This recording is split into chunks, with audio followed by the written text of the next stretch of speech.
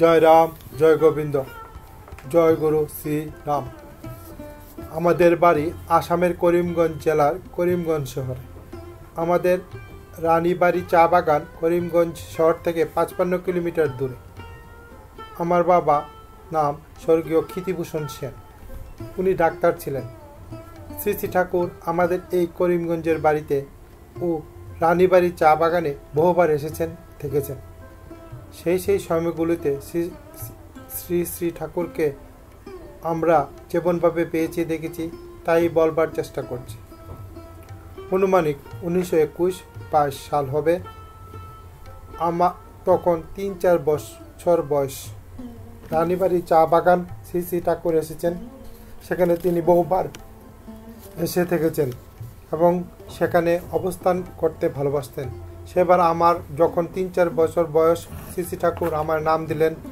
আমার মা শ্রী ঠাকুরকে বললেন, আপনি যে নাম দিলেন ওর কি মনে থাকবে? শ্রী শ্রী ঠাকুর বলেন, সময় যখন হইব আপনিই মনে পড়ব। তাও মা শ্রী শ্রী গীতাতে সেই নাম লিখে রেখেছিলেন। সময়ে সেই নাম মনে আসে। তখন শ্রী শ্রী ঠাকুর অনেক বড় বড় নাম দিতেন। পরবর্তীকালে তিনি সেই নাম অনেক সংক্ষেপ করে দেন। সেই নাম দেওয়ার মুহূর্তে শ্রী শ্রী ঠাকুরের একটি কথা এখনো কানে বাজে। তিনি শ্রী নাম দেওয়ার পর আমাকে বললেন, এই যে তোমার নাম দিলাম, এই নাম তুমি কাউরে কইবে না। শ্রী শ্রী রাম ঠাকুরের নির্দেশ আমার এখনো কানে বাজে, আর অক্ষরে অক্ষরে তা পালন করার চেষ্টা চলছে। জয় রাম, জয় গোবিন্দ। সেবার 1922-23 সাল হবে। শ্রী শ্রী ঠাকুর এসেছেন রানীবাড়ি চা বাগানে। চারিদিকে সবুজের সমারোহ, অপূর্ব পরিবেশ।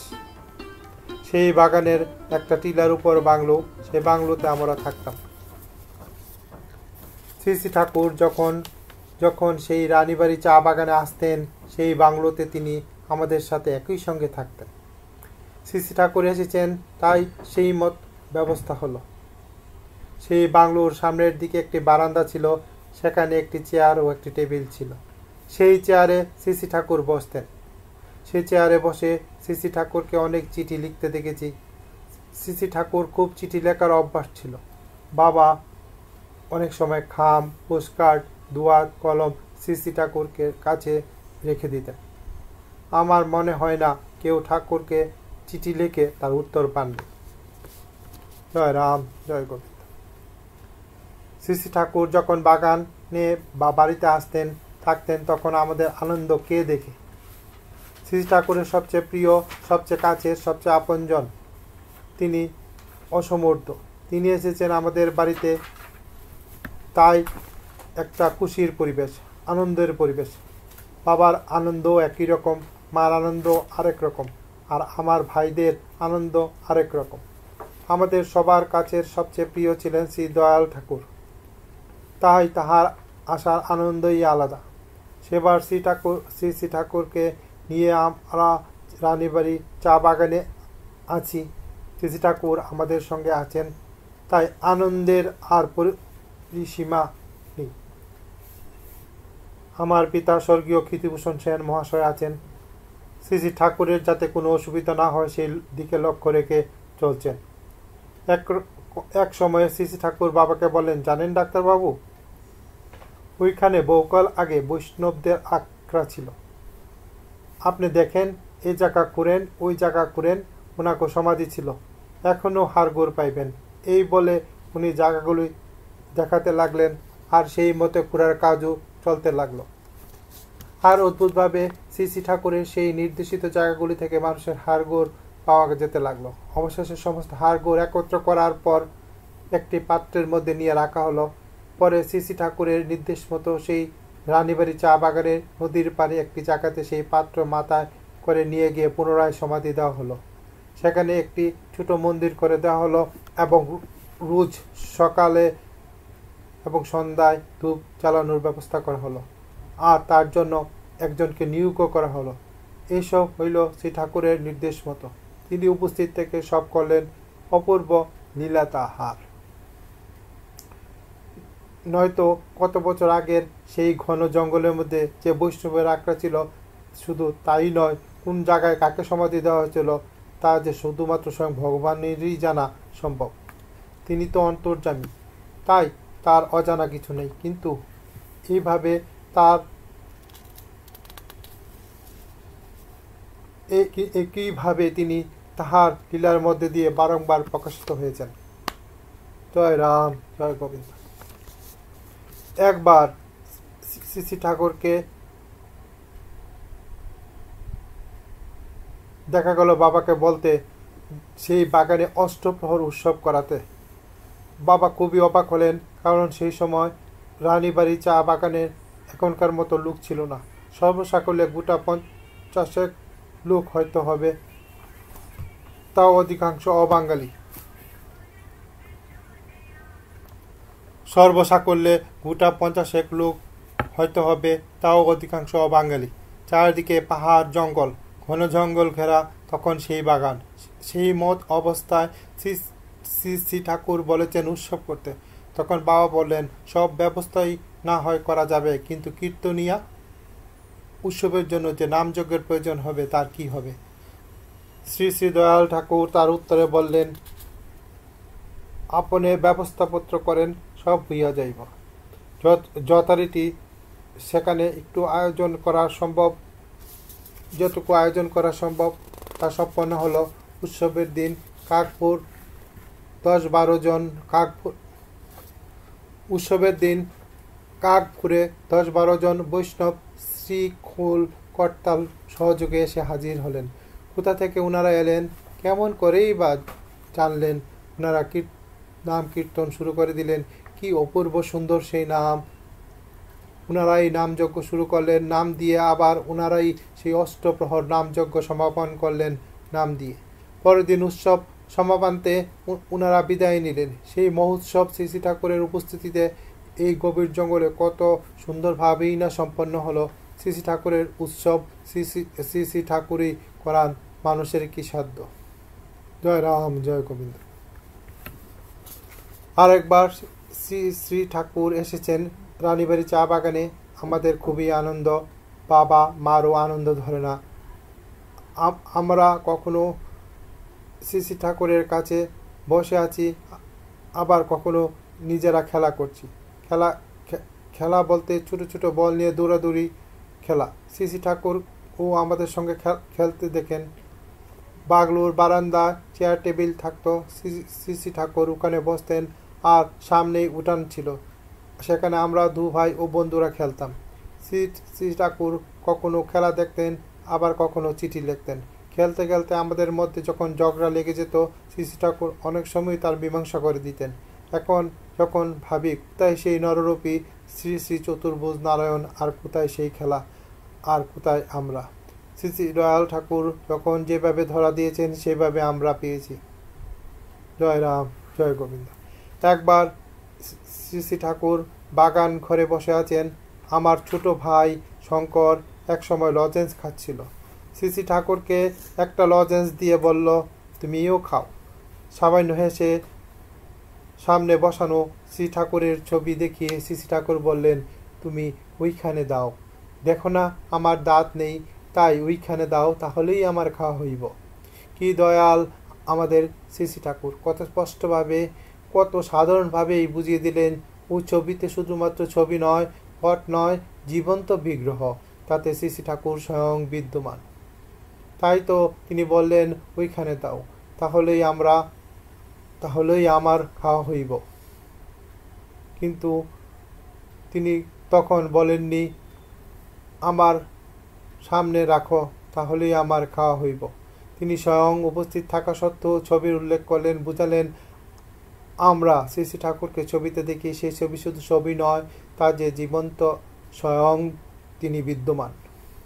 আমরা বুঝি না বুঝি, দেখি বা না দেখি, শ্রী ঠাকুর তাতে খুব স্পষ্টভাবেই আছেন, আর তাই শ্রী দয়াল ঠাকুর দয়া করে আমাদের এভাবে বুঝিয়ে দিলেন। জয় রাম, জয় গোবিন্দ। আমার জীবনের প্রথম স্মরণীয় ঘটনা বলতে মনে পড়ে, তখন অনুমানিক 1930-31 হবে। আমি তখন ক্লাস 7-এ পড়ি। বাবা সহ আমার তখন রানীবাড়ি চা বাগানে আমরা আছি। হঠাৎ একদিন বাবা বললেন, তোমাকে একটা কাজের ভার দিলে তুমি করতে পারবা? এই প্রসঙ্গে একটা কথা বলে রাখি, শ্রী শ্রী ঠাকুর যখন রানীবাড়ি চা বাগানে বা করিমগঞ্জের বাড়িতে আসতেন কোনোদিনই জানিয়ে আসেননি, হঠাৎই আসতেন। সেইবার প্রথম তিনি পৃথিম পাশা উলার কাছে থেকে খবর পাঠালেন বাবার কাছে ওনাকে নিয়ে আসবার জন্য। বাবা আমাকে জিজ্ঞেস করলেন, পারবি নাকি? আমি সাগ্রহে রাজি হওয়া সত্ত্বেও বাবা পুরোপুরি আমাকে বিশ্বাস করতে পারলেন না। আরও একজন চা বাগানের স্টাফকে সঙ্গে দিলেন আমার সঙ্গে। আমরা রওনা হলাম। জুরি স্টেশনে নৌকা করে এলাম, কিন্তু সিসি ঠাকুরকে আনতে কি নিয়ে যাব সেই ব্যাপারে বাবার নির্দেশ দিয়েছিলেন যে ওখানে একজন কন্ট্রাক্টরের বাসও আছে, ট্যাক্সিও আছে, যেটা হয় নিতে। জুরি স্টেশনে এসে দেখি একটা ছোট বাস একটা ট্যাক্সি দাঁড়িয়ে আছে। কি মনে হলো ট্যাক্সিটা নিলাম না, সেই ছোট বাসটি নিয়ে শ্রী ঠাকুরকে আনতে চললাম। অবশেষে শ্রী ঠাকুরের কাছে এসে পৌঁছলাম। শ্রী ঠাকুর তখন একটি চৌকির উপর বসা ছিল। শ্রী ঠাকুর দেখে আমি যারপনায় আনন্দিত হলাম। শ্রী ঠাকুরও খুব খুশি হলেন। শ্রী ঠাকুরকে প্রণাম করে কুশল জানানোর পর আমি বললাম, আপনারে নিতে আইসি। শ্রী ঠাকুর হাসলেন, বললেন, প্রসাদ লও, তারপর যাবো। এইদিকে সেদিন সেই বাড়িতে উৎসব সমাপন হয়েছে, সেই জন্য কিছু কীর্তনীয় দল উপস্থিত ছিলেন। আমার মানসিক ইচ্ছা হলো যে কীর্তনীয়রাও যদি যান আমাদের সঙ্গে। সেই মতো ঠাকুরকে বললাম আমার ইচ্ছার কথা। তিনি বললেন, সে তো ভালো কথা, ওনারা যাইবেন কিনা আগে জিজ্ঞেস করো, তবে ওনাদের যদি যান কিসে যাইবেন? তখন আমি বললাম যে আমি বাস নিয়ে এসেছি। তাতে শ্রী ঠাকুর হাসলেন। যাই হোক, আমি কীর্তনীয়দের বললাম, ওনারা অন্তত আনন্দিত হলেন। ওনারা বললেন, শ্রী ঠাকুরের সঙ্গে যাব, এ তো বিরাট সৌভাগ্য। তারপর প্রসাদ গ্রহণ করে আমরা রওনা দিলাম। বাসে শ্রী দয়াল ঠাকুর সামনে বসা, আর বাসের পিছনের বেঞ্চে তুমুল কীর্তন চলছে। অদ্ভুত এক পরিবেশ আর অদ্ভুত এক আনন্দ। এদিকে বাস চলছে। এসে পৌঁছলাম নদীর এক পারে, নদীর অন্য পারে রানীবাড়ি চা বাগান। ওখানে অনেকে দাঁড়িয়ে আছেন, বাবাও আছেন তার মধ্যে। আর এপারে তখন কীর্তনিয়া তলের কীর্তনে মাতোয়ারা হয়ে শ্রী ঠাকুরকে নিয়ে আমরা দাঁড়িয়ে আছি। নামের আকাশে বাতাসে মুখরিত, চারিদিকে নামের ধ্বনিত হচ্ছে। সেখানে 16 নাম 32 অক্ষরে কীর্তনের মাধ্যমে বরণ করেন শ্রী দয়াল ঠাকুরকে বাংলোতে নিয়ে আসা হলো। সেবার বাবা খুবই খুশি হয়েছিলেন আমার উপর সে যে দায়িত্ব দিয়েছিলেন তা ভালোভাবে পালন করার জন্য। ওই বয়সে আমার এক বিচিত্র সুন্দর অভিজ্ঞতা। শ্রী ঠাকুরের সেই যদি ইচ্ছে হয় তাহলে এইভাবে সুন্দর ও সুষ্ঠুভাবে উৎসব সম্পন্ন হয়, তবে আমার কাছে এটা একটা বিরাট পাওয়া। জয় রাম, জয় গোবিন্দ। আমাদের শ্রী ঠাকুর অন্তত ধীর স্থির মিষ্টভাষী সৌম্য স্নেহশীল এবং অন্তত কোমল স্বভাবের ছিলেন। ওনার গায়ের রং ছিল অন্তত ফর্সা। কি গ্রীষ্ম, কি বর্ষা, কি শীত, কখনো শ্রী ঠাকুরকে স্নান করতে দেখিনি। তিনি ছিলেন অপূর্ব সুন্দর ও সমদর্শী। সবাইকে তিনি এমনভাবে ভালোবাসতেন যে আমরা প্রত্যেকেই ভাবতাম শ্রী ঠাকুর বোধহয় আমাকে সবচেয়ে বেশি ভালোবাসতেন। কোনোদিনও তিনি তাহাকে কারোর উপর রাগ করতে দেখিনি। তবে একবার রানীবাড়ি চা বাগানের একজনের উপর অন্তত বিরক্ত হতে দেখলাম। বললেন, আপনি আমারে পিছন ঘুরেন কেন? পরে শুনলাম যে লোকটি ছিল সিআইডি, ব্রিটিশ সরকারের চর। অন্তর্যামী শ্রী ঠাকুরের কিছুই যে অজানা নয়। তখন আমি খুব ছোট। শ্রী ঠাকুর করিমগঞ্জ বাড়িতে এলেন আমাদের আনন্দ কে দেখে। সন্ধ্যাবেলায় শ্রী ঠাকুর কাছে বসে আমরা দু ভাই অনেক গল্প শুনতাম, বিশেষ করে হিমালয়ের গল্প। শ্রী ঠাকুর বিছানার উপর উঠে বসতেন। শ্রী ঠাকুর হিমালয়ের ভ্রমণ, সেখানে নানা আশ্রমের কথা, অভিজ্ঞতার কথা, জঙ্গলের কথা, বাঘ সিংহের কথা, আরও কত কি। আমরা মনোযোগ দিয়ে শুনতাম, কিন্তু মা আমাদের শ্রী ঠাকুরের বিছানার বসার অবস্থায় দেখতে পেলে খুব রাগ করতেন। আর শ্রী ঠাকুরের সামনেই আমাদের খুব বকতেন। কিন্তু শ্রী ঠাকুর হাসি মুখে মাকে বলতেন, মা, আপনি রাগ করেন কেন? ওরা তো আমার কাছে আমার বিস্তারে বসেছে। এ হলো আমাদের শ্রী দয়াল ঠাকুর। তার এই লীলা।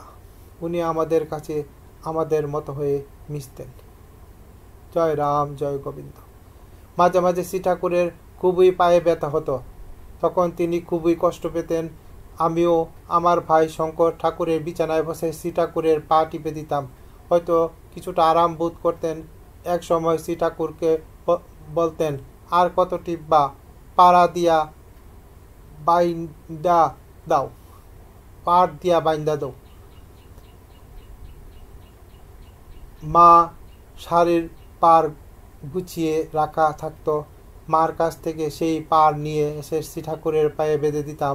হয়তো সাময়িকভাবে কিছুটা আরাম বোধ করতেন, কিন্তু আমাদের খুব কষ্ট হতো শ্রী ঠাকুরের কষ্ট দেখে। জয় রাম, জয় গোবিন্দ। একবার আমরা করিমগঞ্জের বাড়িতে আছি, এমন সময় আমাদের রানীবাড়ি চা বাগানে থেকে খবর হলো যে বেশ কয়েকদিন হলো শ্রী ঠাকুর সেই বাগানে আছেন। যদিও আমার বাড়ির কেউ অনেক সময় চা বাগানে থাকতো না, কাজের লোকও সেই চা বাগানে বাংলোর দেখাশোনা করতো। শ্রী ঠাকুর রানীবাড়ি চা বাগানে থাকতেন, এতই ভালোবাসতেন যে অনেক সময় 1 মাস ধরে হয়তো শ্রী ঠাকুর এসে রয়েছেন চা বাগানে। আমরা তার অনেক পরে সেই খবর পেয়েছি। এমনিতে সব রকম ব্যবস্থাই বাগানে রাখা ছিল। রানীবাড়ি চা বাগানের করিমগঞ্জ শহর থেকে 55 কিলোমিটার দূরে, আর তখন যোগাযোগ বা যাতায়াতের খুব সুবন্দোবস্ত ছিল না। শ্রী ঠাকুর এসেছেন রানীবাড়ি চা বাগানে, এই খবর পাওয়া মাত্র বাবা মার সাথে আমরাও চলে গেলাম চা বাগানে। এদিকে সেবার সামনেই শিবরাত্রি ছিল, মা শিবরাত্রির উপবাস করেন। একদিন শ্রী ঠাকুরের সামনে মা দাঁড়িয়ে আছেন। শ্রী ঠাকুর জিজ্ঞেস করলেন, মা আপনি শিবরাত্রির উপবাস করেন? মা উপবাস করেন বলতে শ্রী ঠাকুর বলেন, উপবাস করলে পরাণ করতে হয়, পালন করতে হয়। মা ঠিক মতো বুঝতে না পারায় বাবাকে ডাকলেন। শ্রী ঠাকুর তখন বাবাকে উৎসবের কথা বললেন, আর সেই সঙ্গে এও বললেন, সব ভক্তদের নিমন্ত্রণ করে দাও, দূরের ভক্তদেরও নিমন্ত্রণপত্র পাঠাইবে, এবং সেই সব নিমন্ত্রণপত্র আমার নামে পাঠাইবে, শুধু চিঠি নয়, টেলিগ্রামও নয়, আমার নামের পাঠাইবে। বাবাও সেই মতো সবাইকে শ্রী ঠাকুরের নামাঙ্কিত নিমন্ত্রণপত্র পাঠালেন। যথাদিনে ভক্তরা উৎসবে রানীবাড়ি এলেন। ভক্তদের মধ্যে উপেন সাহা, কামিনী সাহা, শুভময় দত্ত, প্রমোদ চক্রবর্তী প্রমুখ উপস্থিত ছিলেন। সেবার অনেক ভক্তের উপস্থিতিতে উৎসব শুরু হলো। প্রথম মহন্ত মহারাজ পুজো করলেন, শ্যামাচরণ চট্টোপাধ্যায় মহাশয়, পরবর্তীকালে দ্বিতীয় মহন্ত মহারাজ এই উপস্থিত ছিলেন। আমরা যেখানে খেলা করতাম সেই চা তলেই উৎসব ও কীর্তনাদি চলছিল। শ্রী ঠাকুর তার সামনের বারান্দায় চেয়ারে বসে কীর্তনীয়দের তালে তালে তাল দিচ্ছিলেন। শ্রী ঠাকুরের উপস্থিতি সেই অপূর্ব মধুময় নাম সংকীর্তন সবাইকে আপ্লুত করে তুলেছিল। শ্রী ঠাকুরের উৎসবে যে ভক্তদের উৎসব, ভক্তদের কাছে শ্রী ঠাকুরের যেমন আপন, অতি আপন, তেমন শ্রী দয়াল ঠাকুরের কাছে ভক্তরাও আপন, অতি আপন। এমনও অনেক সময় অনেক জায়গায় নিজের চোখে দেখেছি যেখানে ভক্তদের আপ্যায়নের বা যত্নের কোনো ত্রুটি বা অসুবিধা হয়েছে, সেখানে শ্রী ঠাকুর সঙ্গে সঙ্গে চলে যেতেন। উনার চলে যেতে সময় লাগতো না, উনার চলে যেতেও সময় লাগতো না।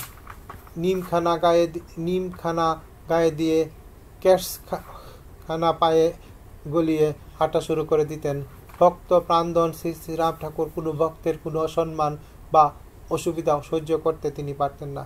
তিনি যে ভক্তদের ভগবান, তিনি যে ভক্তবৎসল শ্রীরাম।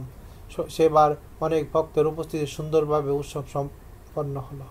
জয় রাম, জয় গোবিন্দ, জয় গুরু শ্রীরাম। শ্রীচরণ আশ্রিত শ্রী অজিত কুমার সেন লিখিত পুস্তক পাঠ। জয় রাম, জয় গোবিন্দ। হে গোবিন্দ সবাই মঙ্গল করুন।